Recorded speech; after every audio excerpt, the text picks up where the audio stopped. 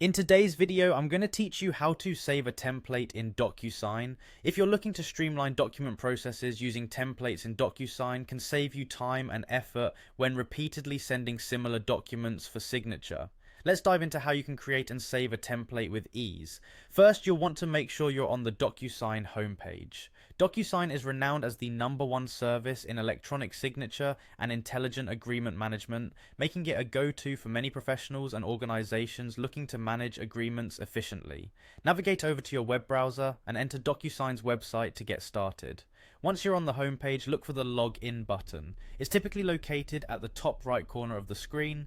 Click on that and enter your credentials to access your Docusign account. Make sure to keep your login details secure and confidential to protect your account from unauthorized access. After successfully logging in, you'll find yourself on your Docusign homepage. This page is your dashboard and starting point for all things related to document management within Docusign.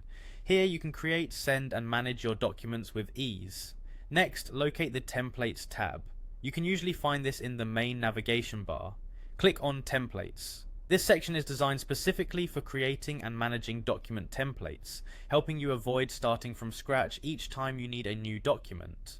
Once you're in the Templates section, you'll see the option to Create Template. This is where you begin building your new document template. Click on Create Template to start the process. Now, you'll need to add details to your template.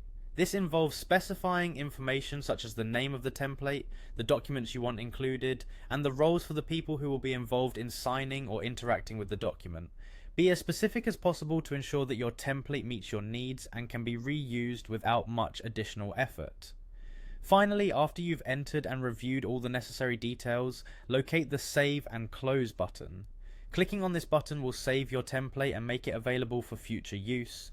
Remember to review your template to make sure all fields are correct and ready for when you need to use it.